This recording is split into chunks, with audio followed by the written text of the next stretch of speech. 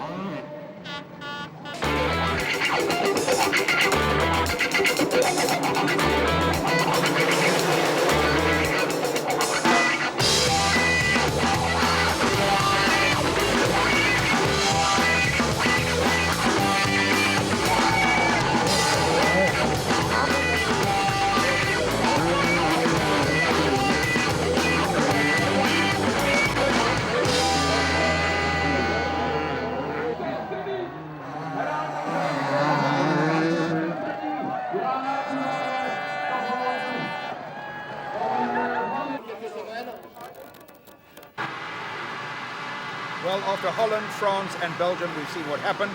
Now it's down to the doubleheader at Foxhills, the only doubleheader on the program for the year. The 250 race is underway, 35,000 people on their feet, and straight to the front goes the Belgium rider on the Suzuki, Werner de Wit. But he is the meat in the sandwich. To his left on your picture is Sebastian Tortelli, the flying Frenchman, and then behind Tortelli now is the current reigning world champion, Stefan Everts. So Everts goes to the front. This is half a lap completed, and this could well be the pattern. This is what the crowd have all come to see. And so far this year, all over Europe, and in fact around the world, it's been about two men. Stefan Everts, 1997, reigning world 250cc champion, aboard that very, very quick and very well prepared HRC Honda under the management of Dave Grant and riding out of Belgium, and behind him as we see them go up the hill on the Kawasaki, that's the Oxbow sponsored machine. That is the machine that has been set up by Jan de Groot, who is the absolute maestro of preparing machines. He is here, I saw him walking around the circuit earlier on, and of course that is the young Frenchman Sebastian Tortelli. They've come to Foxhills. It's a long, long time from memory. I don't think in the last 4 years Everts has been beaten at Foxhills. The crowd certainly get behind him, but a lot of the crowd have come across from Europe. There's some Belgian supporters, of course, all waving the flag for Everts, but there's an awful lot of French supporters that want to see this youngster Sebastian Tortelli get out there in front. One has to make an early prediction. Two very, very different riding styles. Stefan Everts knows that there is a world championship at stake, and he has got a job of work to do, and that's the sort of professional management advice that he gets from Dave Grant. He will be telling him all about winning a world championship. Sebastian Tortelli has youth on his side, and he only knows that this is like stock car racing. He's got to get to the front very, very quickly. He will crash and bang. He's more than happy to crash and have bars banging with Stefan Everts. It doesn't phase him out at all. And he'll be there to win the event. Pit Byra, another very, very strong rider. A lot of German supporters with their big Umpapa machines up on the top of the hill. We saw the Palmer Honda van in the pits. Absolute professionalism. That is Pitbyra. And then directly behind him, number 6, riding out of the US of A, Callan Boland with his brother Tyson supporting him yet again. Very, very strong in 97 until he crashed. Callan Boland more than capable of getting that Yamaha and Callan Boland onto the podium. Very, very strong rider. If he can just keep it together, slot in some results week after week, he can do a job of work. Right now, Stefan Everts starting to settle down, starting to get himself a little bit of a rhythm. He knows that Sebastian Tortelli will be having a look, the crowd behind him. You can hear the air horns, the sirens. He knows that Tortelli will have a look. He knows that he's got Pitbyra who will come through. He's a very, very strong rider. We saw him in Belgium in the Motocross Nations, where Pitbyra proved to be absolutely supreme on the day. So sponsored by Palmer Honda. I don't know if it's an HRC motor, but it's certainly very, very close to an HRC motor, and he can deliver the goods. So the best in the world are out there at the moment. Everts up in front. Oxbow, Kawasaki, Tortelli on bike number 4, and then Pitbyra, and then Callan Boland. I think after a few laps, Everts will settle down to a pattern, and then Sebastian Tortelli will give the crowd what they've all come to see.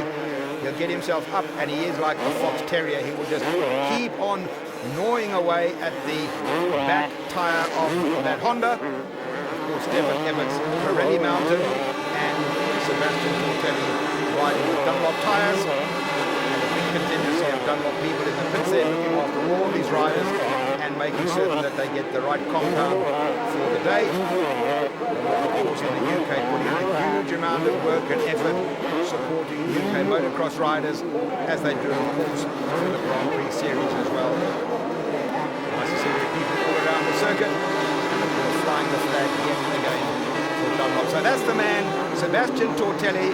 The crowd really gave him a big cheer last year. He crashed very, very badly the early part of the race last year at Foxhills, but he's back again today, this time aboard the L&M sponsored Honda, and it certainly is very, very well prepared. We had a look at their new rig. They have a race van, and they now have a hospitality unit, which really makes the Dorchester Street London look pretty third rate. It really is a magnificent setup that they have in the pits.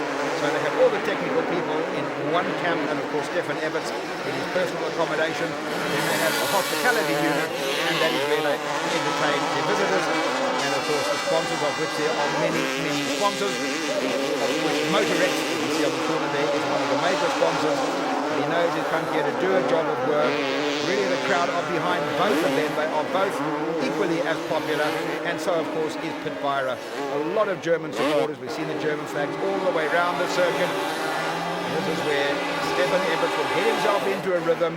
He really doesn't want to get embroiled in anything other than doing a job of work. He's a very, very quietly spoken youngster. Dave Grant gives him the type of management that Stefan Everts needs. He's not a supercross man. He's not a showman at all. He just gets out there and does a very, very quiet and confident job of work week after week. And of course, at the top step of the podium, he's looking for someone. It's nearly always Stefan Everts, and that's the way it's been for the last 3 or 4 years. So, unbeaten at Foxhills, I think, in the last 4 years. I think I'm right in saying the last man to beat him here was perhaps Greg Albertine, and that was at least 5 years ago. Everts has been very, very strong in 250 racing in the last 3 or 4 years. But he knows that if there's any pressure, it's the 125 world champion or ex-125 world champion that is now right on his tail. This little man, Sebastian Tortelli, on the Kawasaki. Sensational a couple of years ago when he won 15 or 16 of the events in the 125 class. Came through the 250s last year, was very, very quick indeed. It seemed to get his head a little bit phased. On the second heat of the day, he seemed to crash many, many times. Went out with a couple of big accidents and just wasn't able to make it stick when it was all important. So in 1998, he's been there already. He has looked very, very promising indeed. And here he is now having a look at the back of Stefan Everts, and I'm sure he'll be thinking to himself, I have to make a move quite soon. I can't hang around here for too long. But you don't mess with Stefan Everts. He knows exactly what he's got to do. A magnificent crowd at Foxhills. About 35,000 is the estimated crowd. We had a lot of rain in the week, but the sun came out, and they really have been treated to some wonderful, wonderful racing. Robbie Herring, of course, was the wild card entry. He's on the RWJ Honda bike number 6060, and I'm sure our producer will get us through to have a look at Robbie Herring. Nice to see that Eastwood is there from Great Britain, Justin Morris is there, Paul Cooper. Nice to see, of course, Gordon Crockard across from Ireland as well, Marcus Kaufman, Jeff Pettit, and of course young Mark Jones on the Honda as well. Mark Jones, one of the sensational riders in the under 21 races for the last couple of years, another quietly spoken youngster who will just get in there and do a job of work till he makes a mistake. Well, Pit Byron must have wondered where he was off to, into Land Rover country there. But he recovered fairly quickly from there. That's allowed Pit Byron just to get a little closer. So now he's out of his rhythm, so Tortelli might as well get on the gas now. He made a mistake. He's now got to really get charged because he cannot afford to let the flying Stefan Evans get away from him. Neither can he afford to let the hard-charging Pit Byron close on him or, in fact, pass him. And I have to say again, Pit Byron is a very, very strong rider. As the race goes on, he always appears to just get stronger and stronger. And he's now trying to look at the crowd sitting on the hilltop there in this magnificently prepared Foxhills circuit. At last we have a PA system that works as well. Nice to see that the GP promoters have now put on the same sound system as all the GPs, which means in fact we have a sound system worthy of Grand Prix status. So that's nice to see as well. Number 8 comes into our frame. That's Frederick Bolly. He is on the second of the Honda Europe machines. He is riding as teammate this year to Stefan Everts, so he will get exactly the same preparation. I would imagine exactly the same equipment. Of course, we're not sure of that. Talon Boland still doing what he knows best. Now, all of a sudden, the little Oxbow man is coming back. Tortelli went across to the States at the beginning of the year. He won the opening round of the Supercross, and he almost looked destined to go on and stay in the States. He was an absolute overnight success. The crowd loved him. He did it once and he failed to do it again, packed his bags and came home. But he has now said publicly that he will campaign out of the USA for 1999. So a big loss to the sport in Europe if he goes. We'll have to wait and see what that's all about. But he has said that he wants to campaign both the Supercross Series and the Outdoor Nationals in America whilst he's still got youth on his side. 18 years of age, 17 and a half years of age, and riding, well, with the best in the world. He knows in the 125s he was a sensation. He was unbeaten, and now he's moved up, and he has chased Stefan Everts all around the world. And here he gets closer and closer. The L&M Honda, that machine, I've never seen it miss a beat in the 4 years that I've been looking at the Grand Prix across here. That bike well prepared. Now, all of a sudden, the little man says, let me through, let me go charging through, and so he does. The crowd on their feet. He is certainly a very, very colourful rider, but it's seldom, well, I was just about to say it's seldom that Everts will go and crash bang into that, but there he comes straight back again. Everts says, don't get too cocky. I'm the world champion. I know what it's all about. So Everts comes straight back at him again. Normally Everts would just slot in behind him and pick his moment. And look at Tortelli, you cannot get cheekier than that. The Oxbow Kawasaki rider says, let's up the tempo. We're well on our way. Not that much race time left. The crowds have paid their money. They want to show. And Tortelli's the one man that can give it to them. Of course, he's happy to get a lot of airtime. Wants to come inside. Everts again. Everts is absolutely like a robot. Every corner, absolute precision. He knows now that this little man, Tortelli, is going to start to push very, very hard indeed.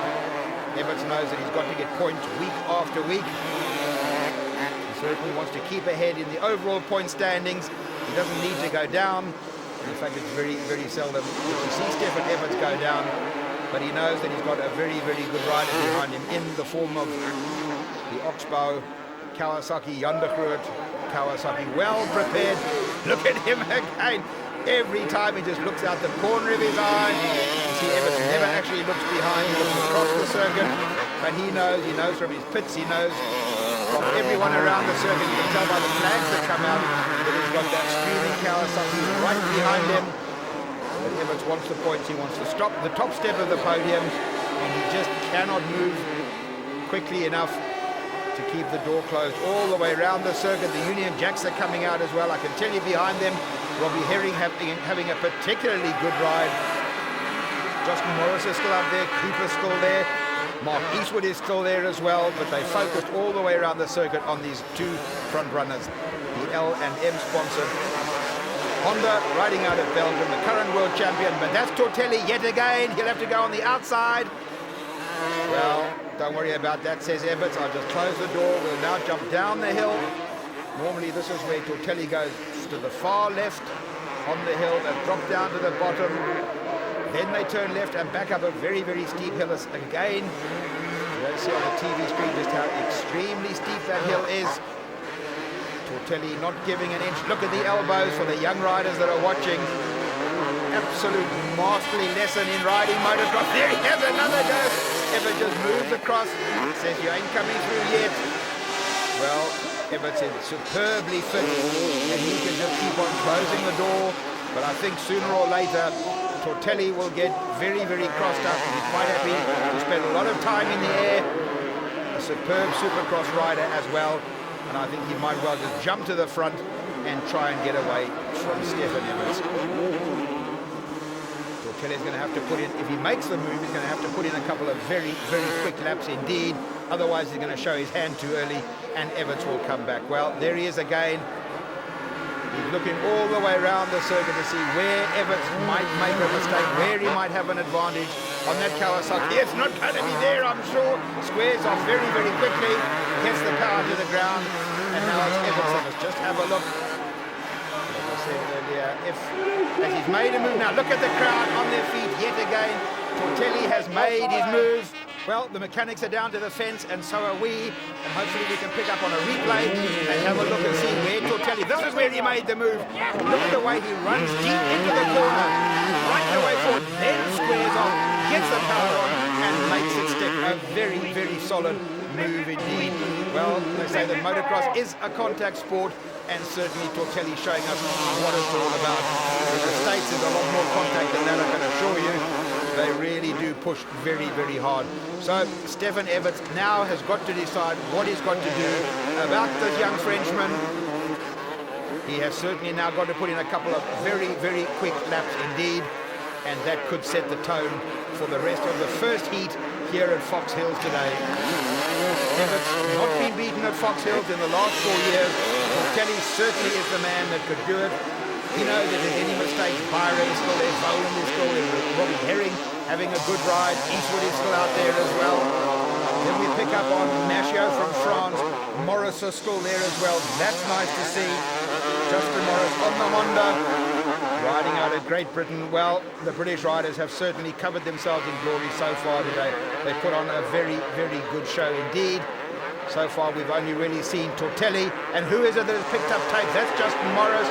He's on the RWJ Honda machine. He's picked up a back wheel full of tape out there.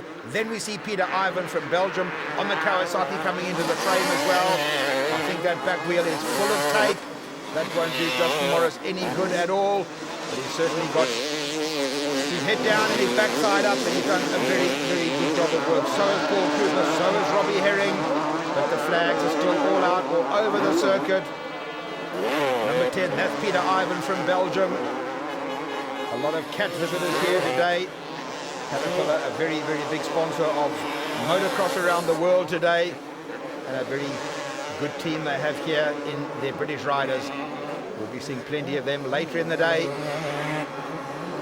Well, the end is not that far away, and it's still all about Sebastian Tortelli and Stefan Everts.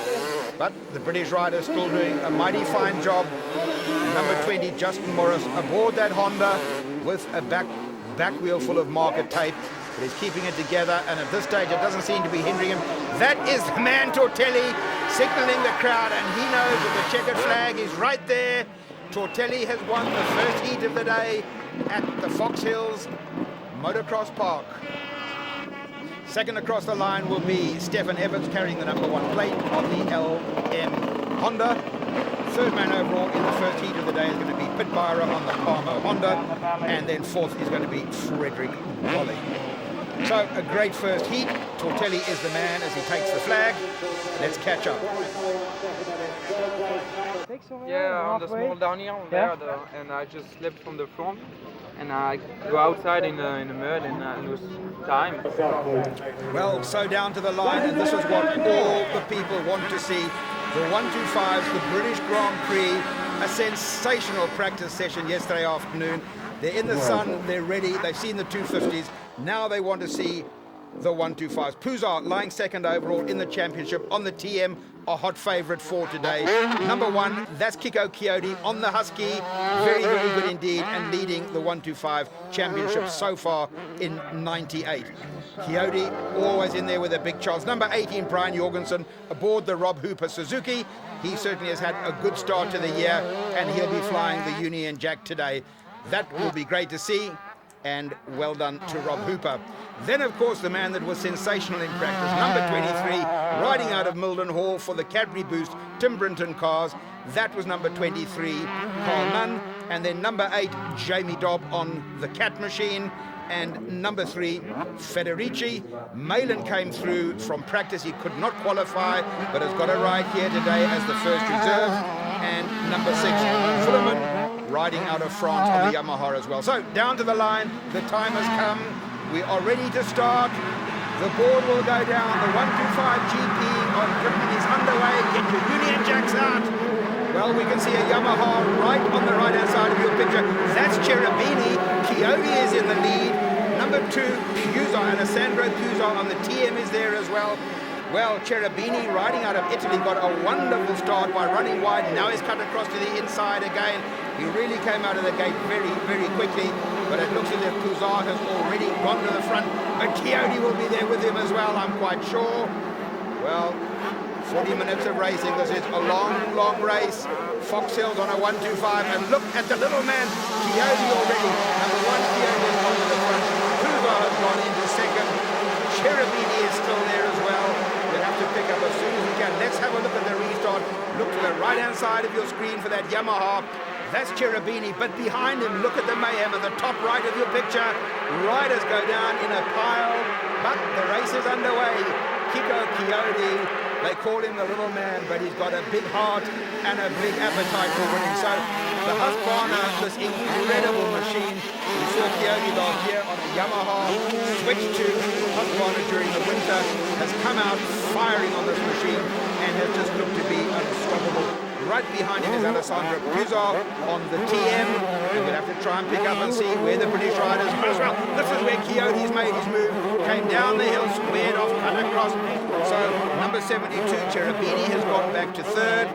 We'll have to pick up and see where the local riders are. But at the moment, it's all about this man. Who can beat the little man from Italy? Kiko Kiyodi. Fans on their feet very, very early. We can see the Union Jack, so we know that we've got some British riders in there. We can't pick up on them yet. They'll come down towards us. It's still Kiyodi and Pouzar, Husqvarna. And then Pouzar on the TM. He knows he's got a lot of race time to go. Cherubini, I think, on number 72 is still in third spot. We'll have a look and we'll pick up on our race numbers very, very quickly. That's Carl Nunn, that's not Cherubini. So Carl Nunn has gone through to third. I think Fullerman or Cherubini has gone to fourth. Carl Nunn up at the second lap. Look at the flags now. That'll tell you who's where on the circuit. Kiyodi goes to the front very, very solidly. Pouzar goes to second. Brian Jorgensen coming through very, very quickly indeed. Well, can you believe it? Carl Nunn on the Tim Brinton cars, Cadbury Boost Yamaha, going in there with the ride of his life. He was fifth in practice yesterday and looked sensational. But Brian Jorgensen also having a great, great ride at the moment. Where's Jamie Dobb? Pick up on Dobb as well. He'll be aboard the Cat Machine number 8. We've got the number 10 machine there. But we need to pick up on Jorgensen. That's Carl Nunn, and that's why the crowd are cheering and shouting all the way around the Foxhills circuit. Well, this is a youngster that started in 1998 with a start to the year that personally he would like to forget. A terrible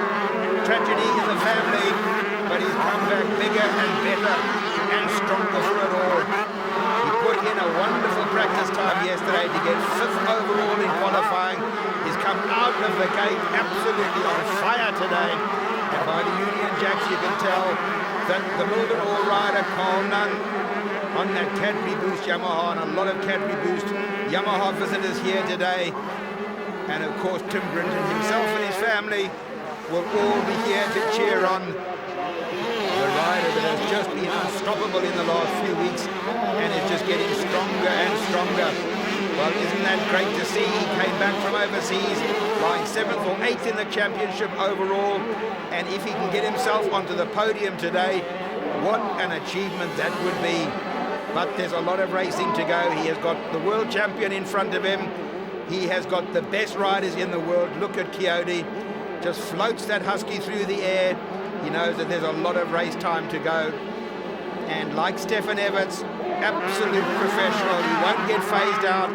He's got a race plan. He knows that this is not a sprint race. He wants world championship points. He knows he's got a job to do for Husqvarna, and a very, very capable job Coyote will do. He did it for Yamaha last year. He's come back with a Husky. He does a really, really good job. He must be a sponsor's dream. Never seems to put a foot out of place. Speaks well of the bike. Always well prepared. Wonderful rider with his limited English to interview. Always speaks well of the bike and seems to give 110% for effort. So down the hill he goes. Takes a big handful. A lot of the new riders that weren't able to qualify, they were talking to me this morning and they said to keep the throttle wide open on those downhill sections is just a mind-boggling feeling. You've really got to get at it and you've got to qualify. So, I don't know, maybe I'm wrong, but it looks to me as if Carl Nunn is closing on Puzar. Well, they don't come much better than Puzar. To close on him, you've got to get up early in the morning. The other man that's in a hurry, that's number 6, Willems from France. He is quite capable of getting around Foxhills very, very quickly indeed. Right, he now has Luigi Sagai riding the Cat Honda. That's the machine and the rider that Dave Thorpe is now looking after. And he's now suddenly got Willems. Willems, to me, looks like the star of the show at the moment.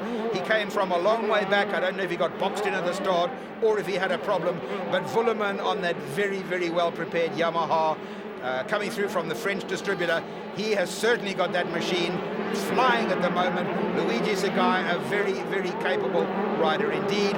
That is one of the riders that Dave Thorpe is now coaching. He's looking after Jamie Dobb and Luigi Sagai. And of course, Carl Nunn moved out of that team into the Tim Brinton's Cadbury Boost Yamaha team. So a change of riders at the end of last year. Carl Nunn now says he has a huge amount of motivation from the new team that he's riding for. Tim Brinton certainly has given him a lot of motivation. And of course, Kevin on the spanners has done a wonderful job today and in practice yesterday as well. Rinaldi bits and pieces bristling on that Yamaha, but it doesn't matter how good the machine is, someone has got to hang on to the handlebars, and this is Carl Nunn at his absolute best. Luigi Sagai, he's got a long way to go, but he knows what it's all about as well. A very, very professional rider, and nice to see Cat, as professional a company as they are, putting some sponsorship into motocross. Very, very strong in junior levels as well, and certainly Dave Thorpe is well capable of putting a very, very good team together. So we watched Luigi Sagai going there, but Willems it is at the moment, and Willems to me is just looking quicker and quicker. He certainly is a man in a big, big hurry. And look at this, Luigi Sagai is there, but Willems is, to me, Willems is going to be the problem. He is now starting to chase after Carl Nunn. Carl Nunn will be told by his pits that you've got to keep on the pace. I'm not sure about Carl's fitness. He said earlier that he was battling to get his road work done. He just wasn't, he just didn't have the motivation to get his road work done, but all the other disciplines of his training had been going very, very well since he got back from the States. Well, we're going to see after the halfway mark just whether he can hold it or not. He's got the pace, he's got the speed, and Carl Nunn riding an incredible race. But let's have a look. Willems will be told by his pits that he's not far short of the race leaders. Up front is still Kiko Coyote. There's number 1. Well, look at this. Carl Nunn now wants to chase Alessandro Pizar, a very, very top world rider. And he is on the TM machine. That's the Rinaldi Yamaha. Cadbury Boost, Tim Brinton cars. absolutely at their best, and a great team they have put together. They were very, very positive up in the pits. I was talking to Carl Nunn whilst he was watching the 250 race. Very, very relaxed with his pot of noodles, and he's just very, very quiet about life at the moment. He said he's got a job of work to do. He says quite openly that it's the motivation from his girlfriend that was tragically killed, Catherine, that has really forced him to put his head down and do a job of work. A lot of inspiration, he says, coming from above, and there's nothing wrong with that. Albertine seemed to get through a lot of races with exactly the same motivation and help. So, what a great day for Foxhills. What a great day for the British supporters. And if Carl Nunn can move to second, the Union Jacks and the Airhorns and Nick Fisk are going to be up on their feet. This is what they all came to see, the 125 racing. It really is kamikaze stuff. By the time you get to 250s, normally you've learned enough and you're tired of getting hurt. But this is Carl Nunn. Carl Nunn goes to the left of Bouzard. Listen to the crowd already. Carl Nunn goes through. When the crowd pick him up coming out of that top turn, they will go berserk. And Carl Nunn now wants to challenge Coyote. That might well be a bridge too far, and he's certainly not backing off, and he's not going to be content with second place. So, Nunn down the hill, look at the crowd. Nick Fisk will soon realise that he has picked up another position. Look at the crowd waving, the Union Jacks. Well, we're into Churchill country here. The Union Jacks are out. Carl Nunn has not put a foot wrong all the way through this race. He has been charging right from the beginning. Well, certainly the Yamaha VIP pits, there's a lot of visitors there today. A lot of the sponsors that have put so much effort into this man and into this bike, and it's wonderful to see. His teammate Paul Malin, unable to qualify, had to come through his first reserve, and due to a nasty accident yesterday afternoon, Malin came to the start line this morning. He had some very, very early problems and had to retire. So there's one man flying the flag for Great Britain, flying the flag for Cadbury Boost Yamaha, and flying the flag for Tim Brinton Cars. That's number 23, Coyote, the world champion, in front, and Carl Nunn is not prepared to back off. So I came here to do a job of work today, lying 8th overall in the championship of the world. He's come to Foxhills, 5th in practice, he's 5th in qualifying, and he's come past Bouzard very, very quickly, and now he's right up onto the tail of Kiko Coyote, the 1997 world champion, won it on a Yamaha, switched across to Husqvarna. Can you believe what we're watching? Quietly spoken youngster, 18 years of age, from Milton Hall. The pressures of the world were on his back just a few weeks ago. He's risen from all that. And if ever you saw character building stuff, this is what it's all about. You read in the magazines all about Carl Nunn's darkest hours. Well, how quickly life can change. This is one for the books. If he can hold on to a second place, well, there'll be a lot of cheering, but he doesn't want second. He wants to go to the front, and there he goes. He goes through. Carl Nunn has gone to the front. The Cadbury Boost Yamaha, the Rinaldi machine. Well, Kevin Harris must be agog with what he's watching. That's the man that's done this kind of work all the way through. A great supporter. Well, Kevin Harris must be there with his eyes closed. I'm sure, I don't even know where Lynn is. She might be lap scoring. Stuart Nunn, I'm sure, doesn't even want to watch what is going on at the moment. He will be a gibbering wreck. Carl Nunn from Mildenhall on the Rinaldi Cadbury Boost Tim Brinton Cars Yamaha has gone to the front of the British Grand Prix. For all the young riders watching, this is what it's all about, dedication. And certainly Carl Nunn up at Mildenhall. They have their own race circuit up there, spends a lot of time teaching the youngsters from all over Great Britain what it's all about. Well, somebody goes down, hopefully that won't affect the race leaders. This is the man that Dave Thorpe just couldn't give the right motivation to. He left the Dave Thorpe Cat team at the end of last year, and he had plenty to say about things that he wasn't happy with, but he's come back, and certainly he's firing today. He's only got a couple of meters lead, but that's good enough. Coyote, of course, is a professional. Coyote will now sit there and have a look. Fullerman is coming through very, very fast indeed. That Ronaldo machine up the hills has certainly got all the power in the world. Carl Nunn goes wide. Coyote keeping it very, very tight indeed. Down the hill they go. Well, you'll need more than Cadbury Boost to get through to the end of this race. You're going to call on every bit of energy-sapping chocolate that you can find, because Coyote is still right there. Carl Nunn will have a rear view mirror full of the #1 plate, the Husky. The ever-popular Kiko Coyote from Italy. Carl Nunn really now starting to put in some very, very quick laps. He must be able to hear the crowd all the way around the circuit. Jamie Dobb now starting to make up some time as well. Jamie Dobb on the second of the Cat Honda machines, under the management now of Dave Thorpe as well. Well, what are we watching? What an incredible race from Drunen, starting to go particularly well. But I think the man to watch is still Fullerman. Fullerman has looked very, very quick indeed. Carl Nunn, up the hill he goes yet again. He goes to the inside. Coyote goes to the outside. I'm sure Coyote has got it covered. But what a race Nunn is putting in today. And of course he's got to have a rest. And psychologically he's got to come back from this adrenaline pumping event and try and do it again in the second heat of the day. 35,000 people, all cheering, all screaming, all shouting. You can't believe the noise. Nick Fisk's voice has already gone hoarse with the excitement as they go towards the commentary box. But it's still all about one man, 18 years of age, Carl Nunn.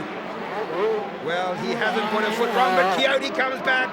Coyote comes back. Carl Nunn must now ride with his head. This is where he's got to have the experience. He cannot go for broke, and he knows that Coyote has got the speed. Carl Nunn now challenging the world champion. Second is more than good enough. Whether he's got the experience to just hang in there and learn from Coyote, because he certainly doesn't need to drop it at this stage. That's very, very valuable points. He has had the race of his lifetime. Foxhills magnificently prepared. We saw a lot of earth-moving equipment around the circuit. Normally Tommy Church and his merry men are responsible, and I'm quite sure that Church plant will be responsible for the preparation again this year. They put some water down last night. It certainly didn't detract from the race at all. The water seemed to be just right. The temperature now is exceptionally good. The racing is just out of the top draw.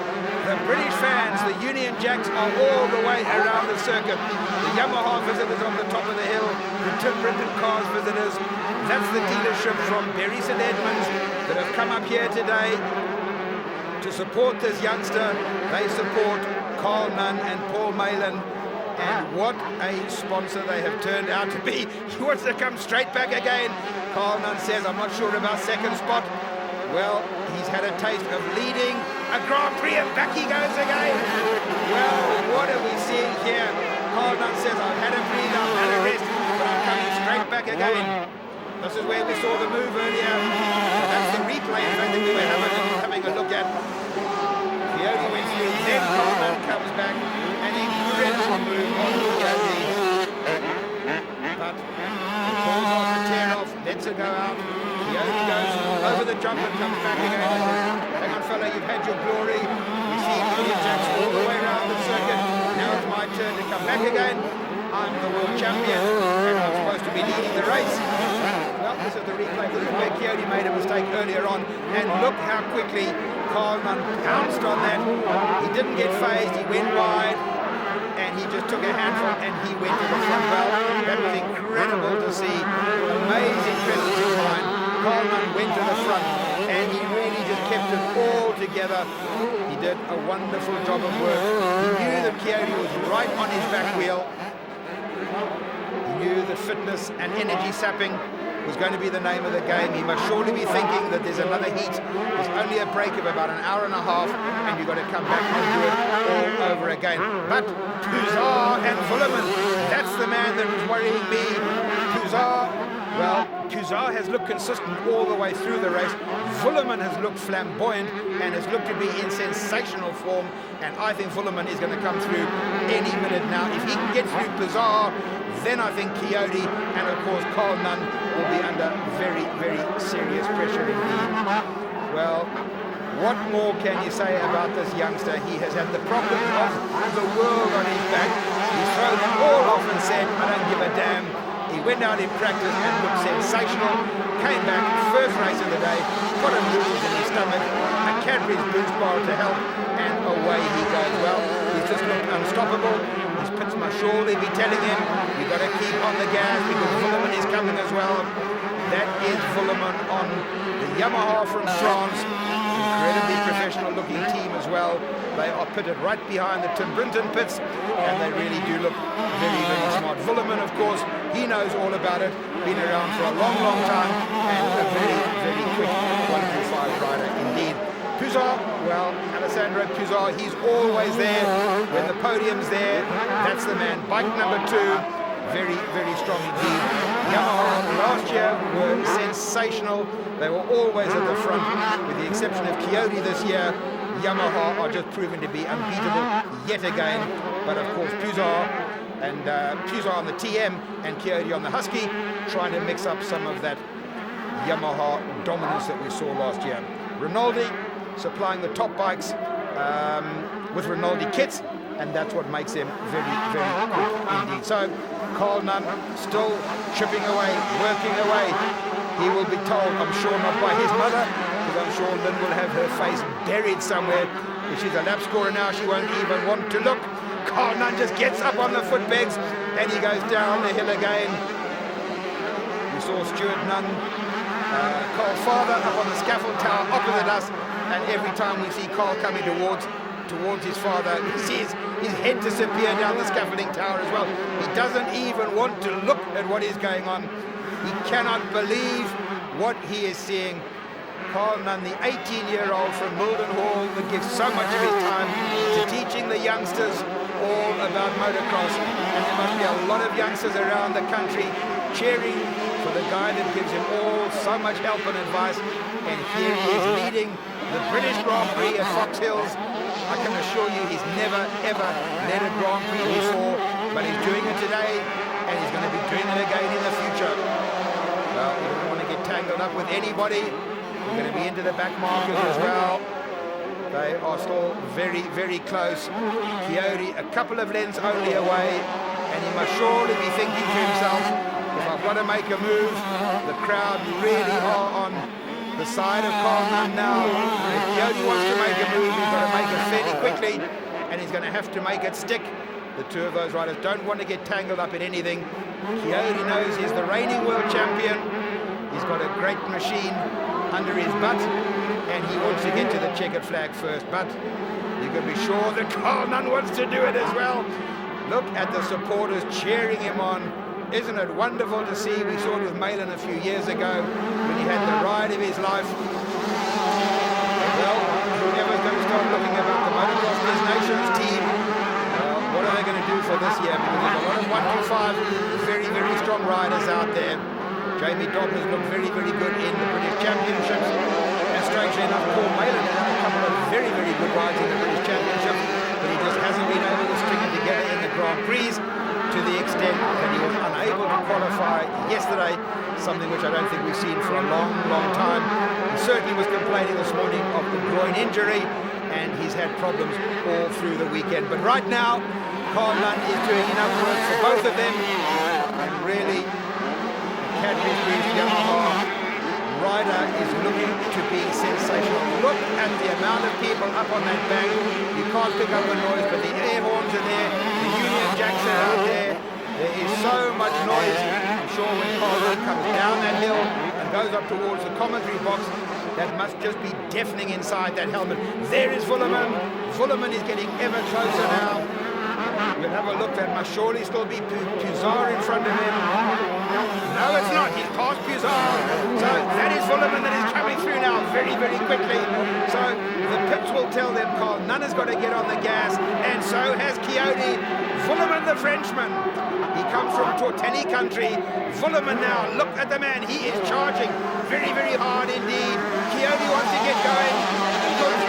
Vuillemin is going to get onto the tail of both of them. And Vuillemin could yet win the opening heat here at come past Bizarre. Coyote has now had to take a deep breath, pull on all the reserves that he's got, and that Husky has now got work to do. Let's have a look. One goes wide. Into the center of the circuit goes Coyote. He'll go on the outside. The two of them together. Vuillemin is coming. Well, Vuillemin has made his move. So it's now back. Coyote has gone back to the front. And Coyote might have been taking a breather, but he certainly can't breathe for much longer. Vuillemin has gone to second. The Frenchman has had an amazing ride. He's timed it absolutely perfectly. Oh, nearly throws it away backwards. Vuillemin has timed it absolutely perfectly and looks very, very relaxed indeed. Now Carl Nunn has got to start talking to himself, and I'm sure that Kevin will tell him, you've just got to keep it together.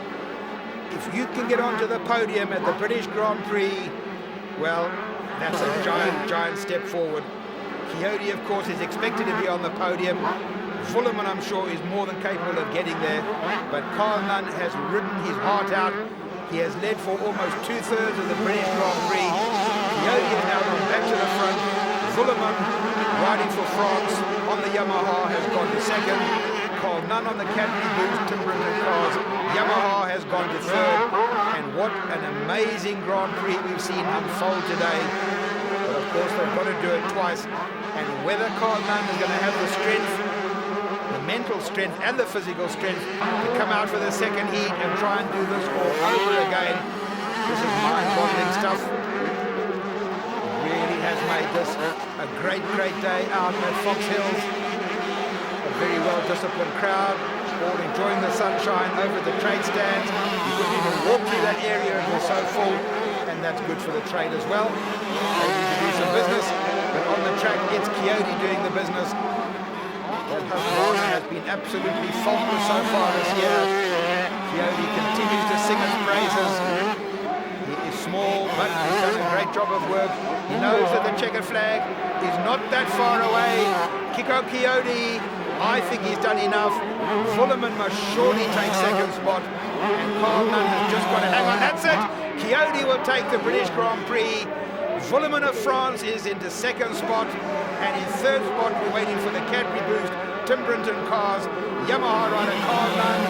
Well, you have to salute that youngster. What a race. Well, crowds came to see, and see they have. They're going to see a tour of honour. They're going to see an Italian flag.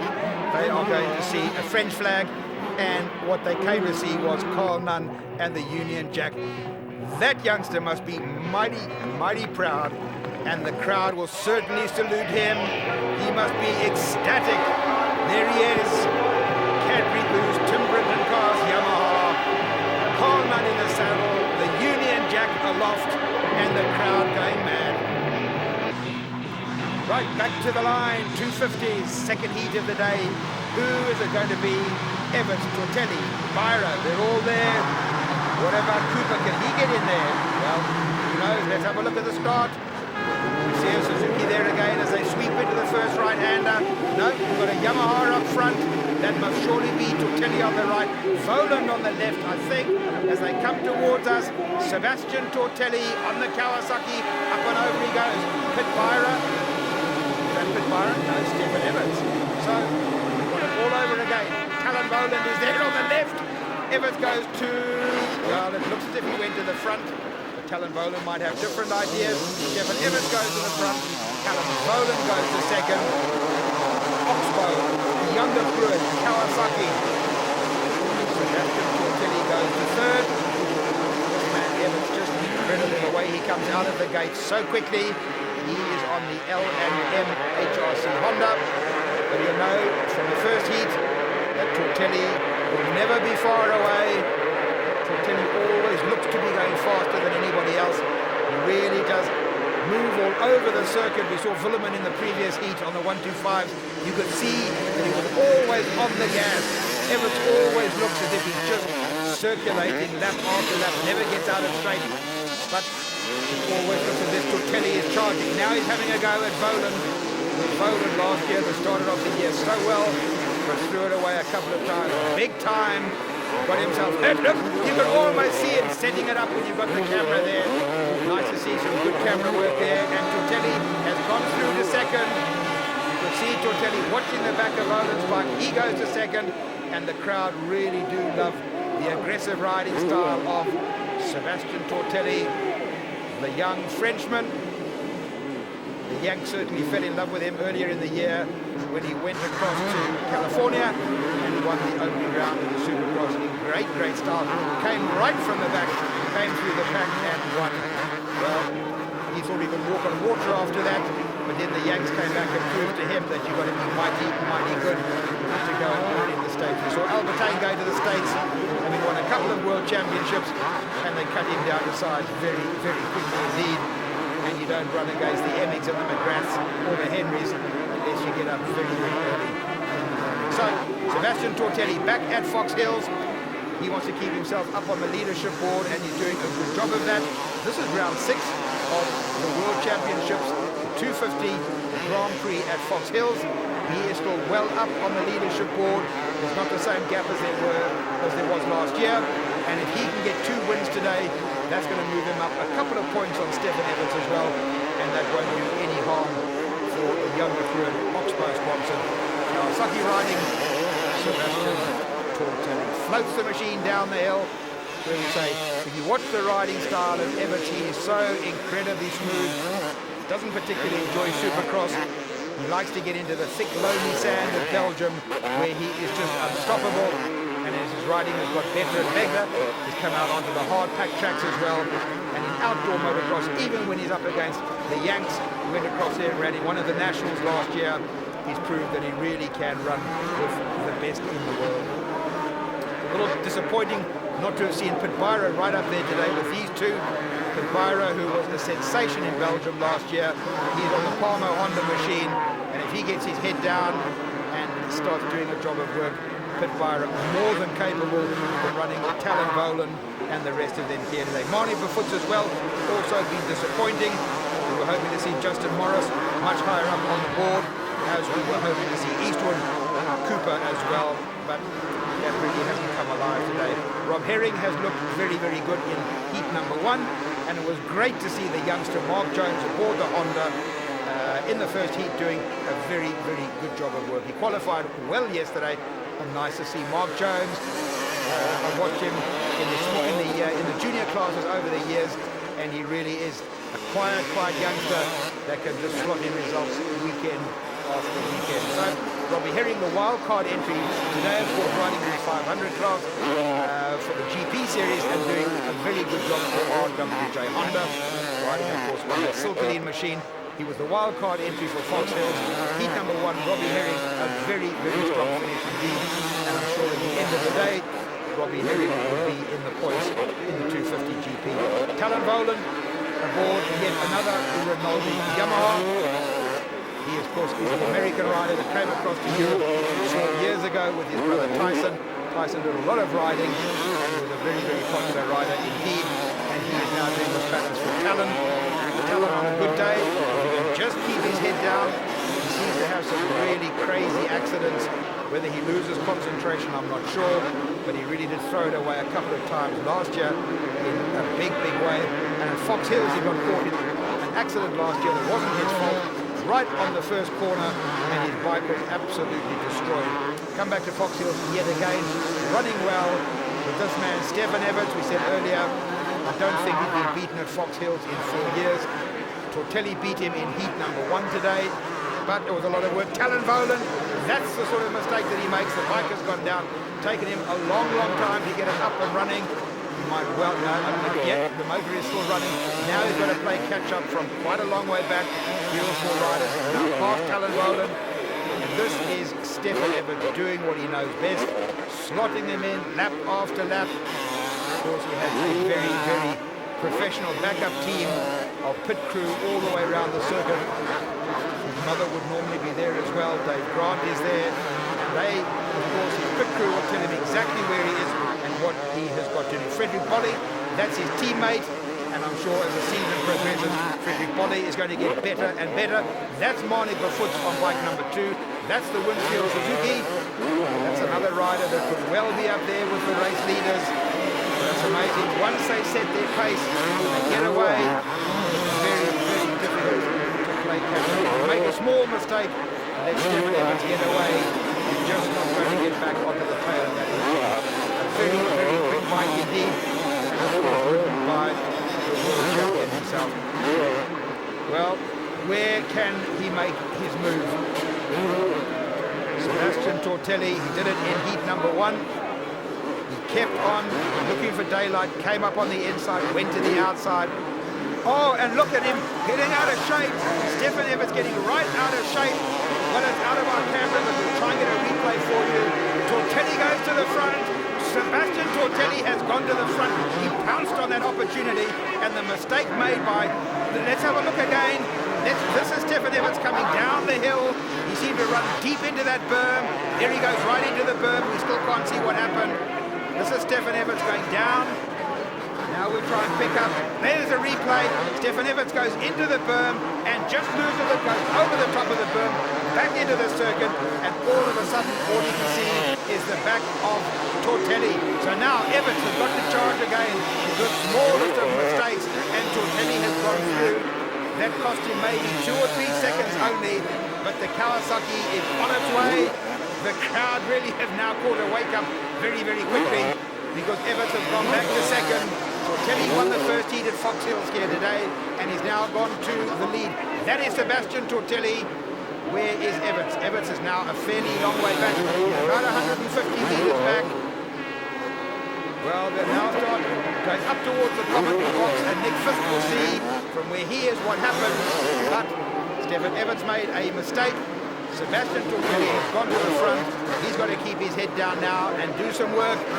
He wants points on the board for Kawasaki. That bike is well prepared. The Kawasaki bike well prepared by Jan de Groot, the man that did so much to help Greg Albertine when he was a youngster. He is the suspension wizard of Europe, and certainly in Tortelli, he is the riding wizard. Well, back in front, the crowd are telling him what it's all about. Well, Werner de Witt is coming through now. He's on a charge. But Byron, we're starting to see some of him as well. That will get the German flags motivated. Well, he's a very, very popular rider. That is Werner de Witt on the Winfield Suzuki.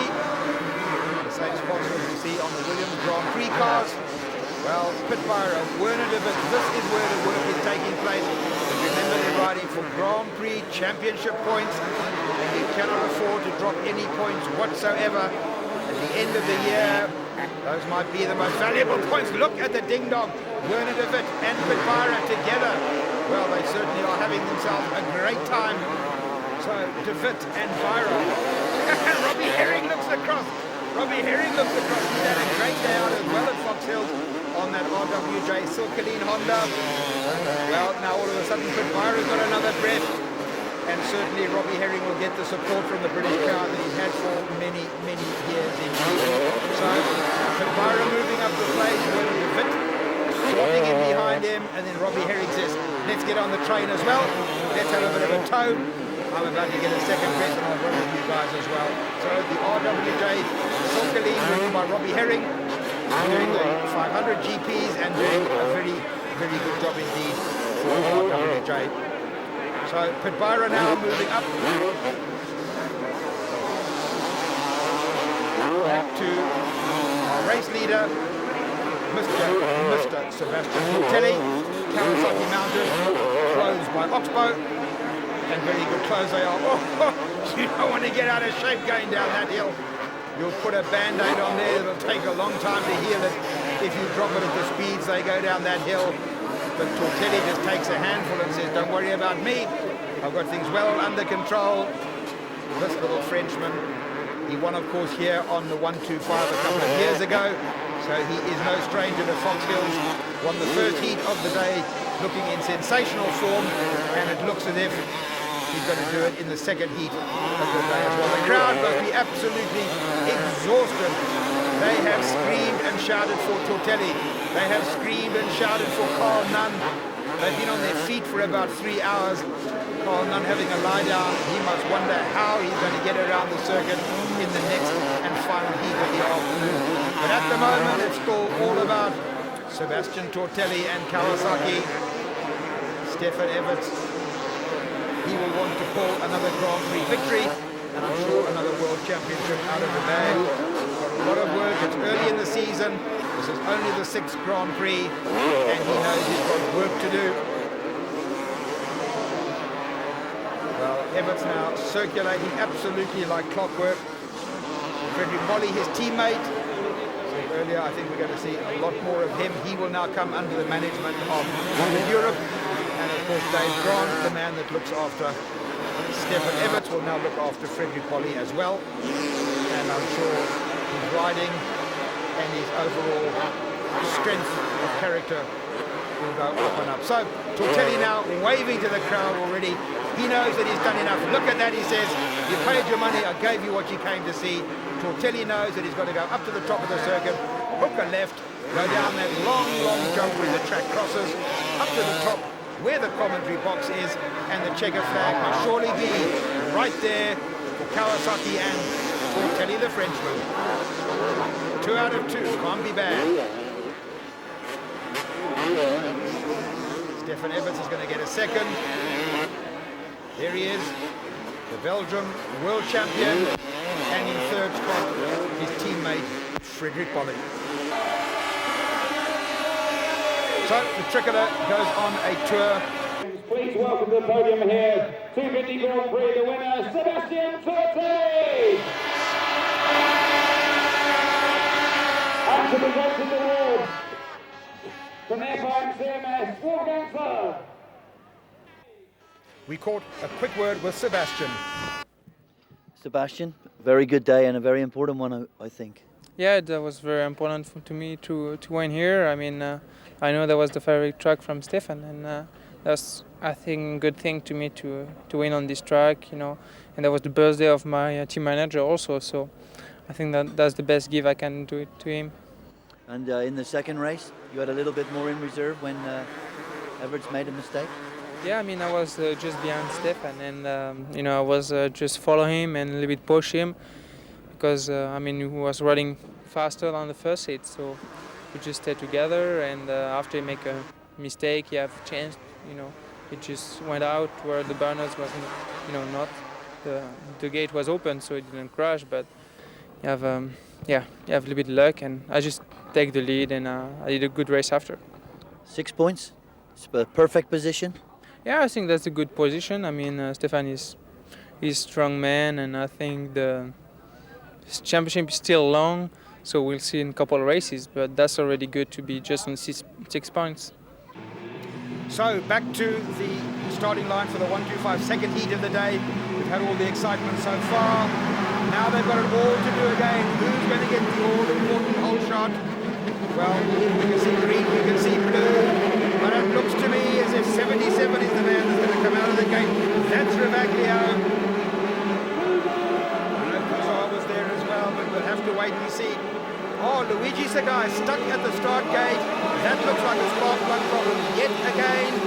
Dave Thorpe and the CAT team have really had some plug problems this year, and there should be no excuse for that. But back up front, Puzar on the TM.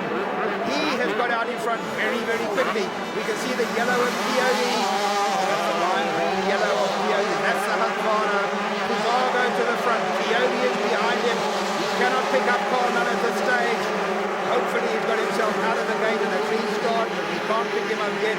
We'll have a look at other cameras, other monitors, but we don't know where he is. We do know that Alessandro Puzar on the TM and is really trying to get going very, very quickly and get clear of everybody else. Puzar in front. Behind him, number 1 is Chiodi. Behind them is Ravaglio. Well, certainly he's had a good ride today. He comes out of the gate very, very quickly indeed. Puzar down the hill. You cannot believe how they go down there. Head shake and all. They take a handful and they don't seem to give a damn about that. That looks to me like Dobby in there. Well, that's good to see. That'll get the Union Jacks going as well. So it looked to me as if that's number 8, Jamie Dobby's there. He's on the CAT machine. That's the CAT Honda. Well, first 6 riders are very, very close indeed. They've got 40 minutes of racing. They've had one heat that was just incredible. Coleman must have ridden his heart out. Can he come back from that and do anything about it in heat number 2? Well, we start picking up numbers. We can't see anybody yet. We can see Dob, who's up to about 5th spot at the moment. Vaglio's up there. Dob is up there. JCB's in the picture as well. Well done to Joe Bamford and company. Who else is out there? Let's have a look and see what is going on. Well, Coyote has got some work, but he's quite capable of pulling that in. Jamie Dob is certainly having a much, much better second heat altogether. You can see all the pit boards going out. I don't see Kevin, and I don't see Coleman at the stage. But it's early stages. We just hope that he came out of the gate and nobody went down. We didn't see any replays coming up, so we must presume that everybody got away clearly. They've decided to stick with the cameras on the front runners. We will have a look further through the field and see where is Paul Malin in the second heat.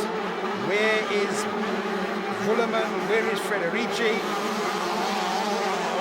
We're looking for Dob. We know where he is, and we certainly know where Coyote is, and we know where Puzar is. Coyote goes to the front. Coyote on the Husky. Look how smooth that rider is. Goes down the hill. Look, it's frightening to watch at the bottom of that hill as they come down towards you. Well, Coyote has gone to the front, and now we're going to find out why. Watch what happens here. His right leg goes onto the bank, takes a hammering, and that must have hurt. That's what allowed Coyote to go to the front now. He's got the pull up the hill. The Husky is on its way. And can Puzar come back from that? Well, he's going to have to nurse that leg for a while, I'm sure. So Coyote now has gone to the front. Puzar has gone to second. But what we want to know is what is happening behind. Where's my man from Mildenhall? I haven't seen him yet, but don't worry about him. He's got his spaghetti in the halfway mark, and he'll be just fine. Well, he must have been overawed with his result from the first heat. It was wonderful to see when he came back all the support that he got, and they just left him alone to have a rest and work out how he was going to ride the second heat of the day. So, sixth position. We're being told by our lap scorers that Coleman has come through to 6th. He didn't get out the gate as quickly as he would like to. We haven't picked up on him. Yes, there we see him now. There we come into our frame. We can now clearly see that he's got Bellametti in front of him. He's got Fanton in front of him. Coleman is starting to work his way through. He came out of the gate in 15th or 16th spot. He's had to pick them off one at a time. And in the Grand Prix, when you've just ridden one heat, the way that he rode the first heat, this is going to pull on every bit of reserve that this youngster can find today. He came through to 7th. He's got Bellametti there. He's got Fanton there. And once he's got past those two, if he can get past those two, then he's up with the very, very, very quick riders, and he won't pick them off one at a time too quickly. He's going to have to do a lot of work to get past them. He might well get past another couple, but then that is where his work is going to start. He's got Jamie Dob. Well, that should be interesting. He's got Jamie Dob in front of him. That is the man that Dave Thorpe traded none for Dob. And Dave Thorpe said at the end of last year that Jamie Dob was going to be the sensational rider of the year in British Championships. He's certainly shown what he can do. But here today it's all been about one man. Right now he's got Fanton in front of him, in front of Fanton. On bike number 8 is Jamie Dob. So Coleman has got a lot of work to do. But if he can pull out the resources that he had in the first heat of the day, if anybody can do it, then the Cadbury's Yamaha rider can do it. Fanton and Bellametti, the two of them could easily take each other out. Coleman watching behind them. What can he do about these two riders? They are closing on Jamie Dob, in fact. So Dob on the Cat Honda, not that far ahead of these two riders. Well, there they go. Bellametti is in front of Fanton, and directly behind them is the Cadbury Timberland class Yamaha rider, Coleman, bike number 23. Third overall in the 30. Up the hill he goes. If nothing else, he'll know his way around the circuit. A great practice yesterday, and mind-blowing first heat of the day. The crowd gave him so much support, and he must have been so proud to carry the Union Jack around on a lap of honour. Now he's come out in the second heat, and he's got to do it all again. He's right up onto the tail of Phantom. He'll go inside, Phantom goes outside, down the hill he goes. He knows that he's got plenty of race time, but of course the race leaders will start to get themselves away. Moved up from 7th. He's in either 5th or 6th position at the moment. He could pick up 2 places. He could just get past Bellametti and Phantom, and then of course he's got to get onto his countryman, Jamie Dobb. Well, he's going to go on the inside. I don't know if he can make that stick. Got to get up to the top of this corner as well. Then it drops down to the left again. So he needs to get down to the bottom of that hill fairly quickly. This is where we saw them square off earlier. The 3 of them together. Can he make a move there? The 3 of them, now they turn right. Oh, now that bike certainly performs up the hills. Got a lot of horsepower. That bike is very, very strong indeed. We saw earlier in the day that he can run with Chiodi when it comes to horsepower for horsepower. Now he's got caught up in them just a little bit. He's got 2 people in front of him, and he's making heavy work of getting past them. But of course, Vullerman's in there as well. Vullerman's coming to the party, and we saw just how fast Vullerman was earlier in the day. So Carl Nunn will be told, there's quick riders in front, there's quick riders behind you. Now he's made a move. He's got past one, now he's got to get past another. So he's moved up 1 place, but no, he wants to come straight back. This is really quick, up the hill, then he can jump that double to the left at the top of the hill. There he goes up and give himself a little bit of space if he can. So he has got past Bellametti. Now he'll go after the Kawasaki of Phantom. Well, we thought the first race of the day was just something that was provided out of the top draw. The fans loved it. But now he's come back in the second heat of the day, and he's showing everybody that he can do it all over again. 35,000 spectators, a lot of Union Jacks, a lot of visitors from Caterpillar Yamaha, a lot of visitors from Tim Brinton cars, and this is what they all came to see. The 18-year-old Mildenhall flyer putting it together. If he can get up to the top 4 and perhaps get a 4 and a 3, that would be good enough to get him on the podium today, and certainly to get him into the top 5 of the Grand Prix series.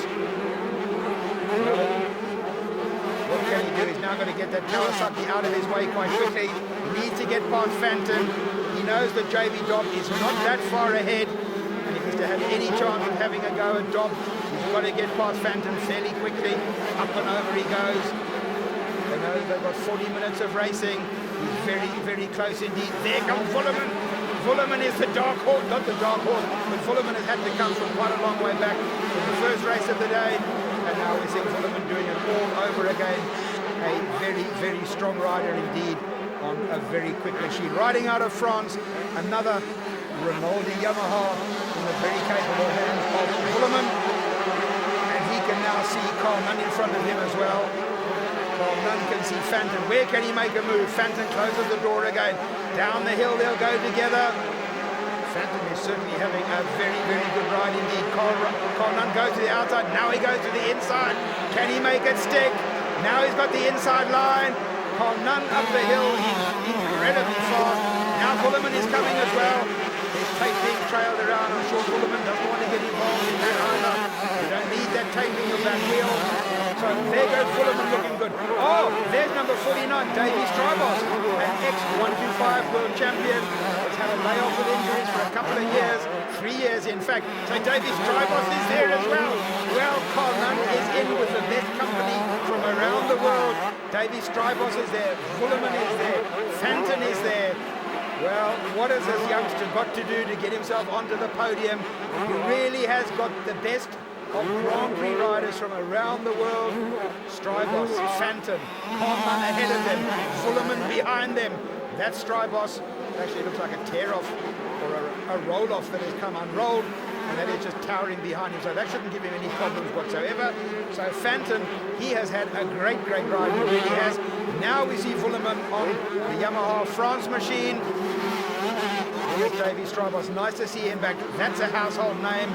Ex-world champion. So Carl Nunn will certainly know that he's been in a race today as he motors back quietly to Mildenhall tonight. By the time the champagne is over, if this youngster can just stay where he is at the moment, but he's got a pack of wolves behind him. Willeman is coming yet again. Davy Strybos is coming. The clock is running, and of course his pits will tell him exactly how much time he's got. He doesn't know exactly where Coyote is. Oh, Strybos makes a mistake and nearly has a quick word with the triple clamps there, but he gets it back online and he gets it back together again, so he's okay. Paul Malin has gone out of the race. He has got tape in his back wheel. That's Fankin and Willeman. They have had themselves a ding-dong battle all the way around the circuit. Down the hill they go and peel off to the right. Willeman will try and go to the outside. Fankin keeps it tight. Up to the top of the hill they go. Willeman has looked very, very good indeed. They said in the winter series, with the training sessions, that Willeman really looked like the man to beat for 1998. But, oh, somebody's gone down. Who has gone down? Well, we can't see. We just hope that it's not Carl Nunn. No, number 13 went down, so Carl Nunn has not lost the spot. Coyote is still up front. Puzar on the TM is still in second spot. Now we've got to have a look across to our lap scorers and pick up what position Carl is.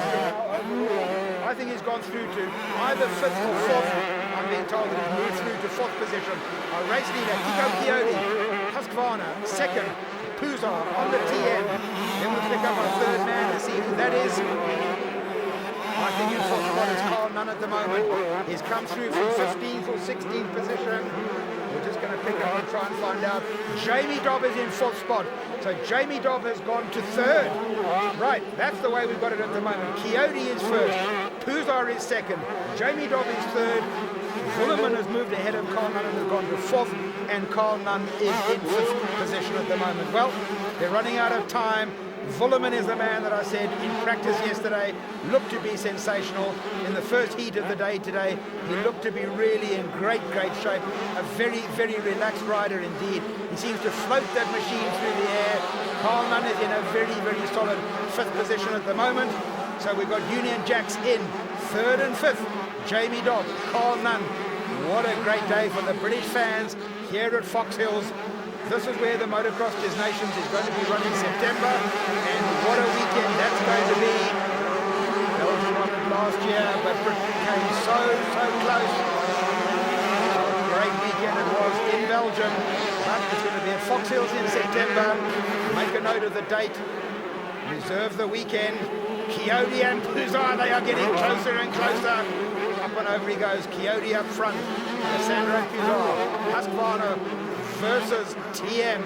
So first and second look reasonably safe. Jamie Dobb on the Cat Honda worked his way up to a very, very creditable third overall. Willeman is there. Willeman is not that far ahead of Carl Nunn. And Carl Nunn, I cannot believe just how cheeky he wants to be. He says, never mind, Willeman. I don't mind how good you are. I'm going to have a go at you. You want the first race of the day. Carl Nunn, I will run in with Coyote and get the better of him. Now he's come back. Carl Nunn has gone back to fourth position. He's pushed and pushed. He's gone back, and look at the support that this man is getting. 18 years of age, 15 feet tall in stature. He's grown today to be a giant of a motocross rider. The fans have given him that incredible British support. We've got Willeman right there with him, but Carl Nunn is still there. He is fighting every inch of the circuit. He will not give up. He knows that a fourth overall will give him third on the podium. Oh, that's the grey outfit. That's what Hooper's rider. Jorgensen has gone down.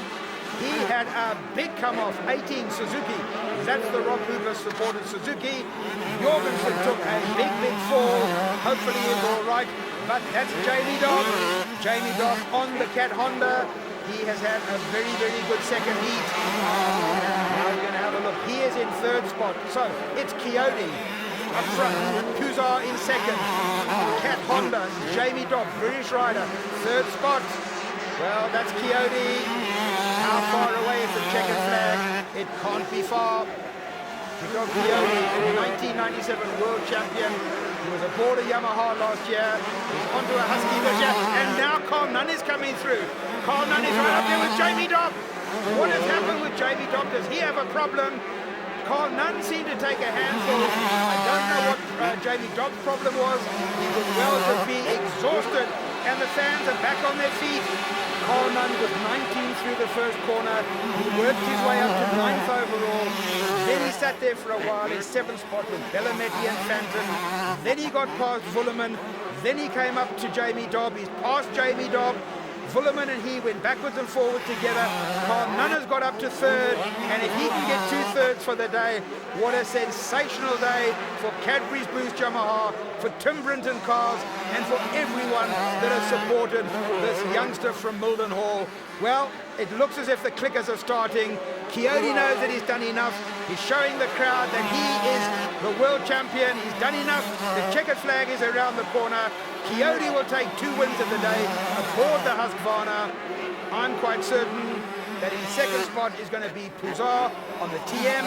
He's done enough. Coyote has taken it, but wait for the checkered flag. Well, Kevin Harris will be at the end of that. What a weekend they've all had. Pouzar gets 2nd, but where's our man, number 23? He has had an amazing weekend. Number 23, Carl Nunn, must surely get 3rd, and that will give him 3rd overall. There's the Union Jack. Listen to the crowds for Carl Nunn, for Great Britain, for Cadbury Boost, and for Tim Brinton Cars. Well, Coyote will take the win for the day, but the winner really has to be that man, Carl Nunn. What a weekend he's had. Kiko, 2 wins again, big lead. Yeah, very big. I'm very happy. It's a 2-time first also today. Go up in the championship. I'm very happy.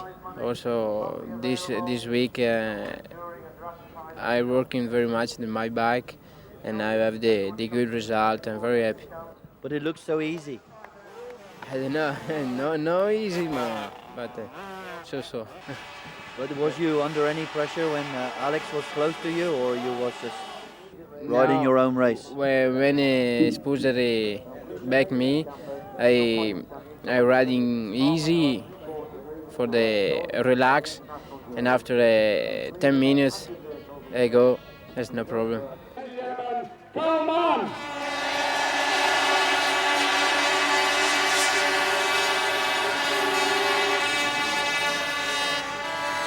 Presenting showing why he's world champion, dominating the day, number 1, Alesso Chico Coyote!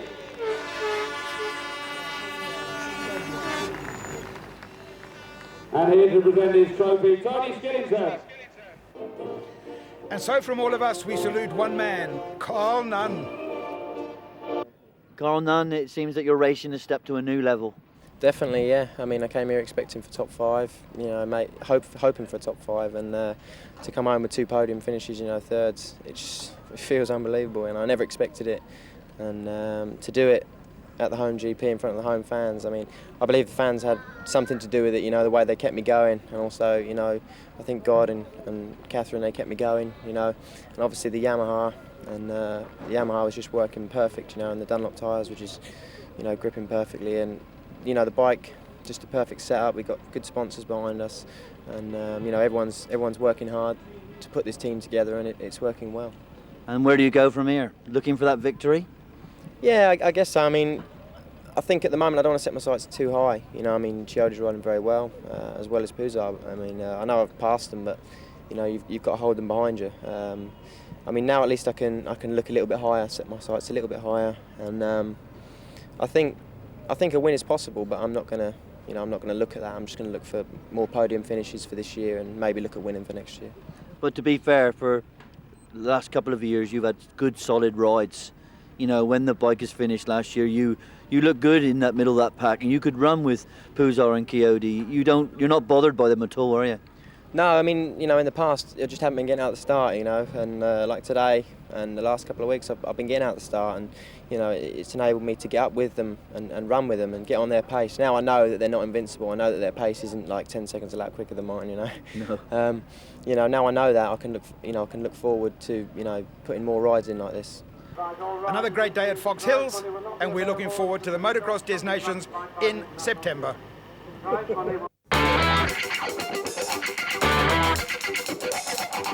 you.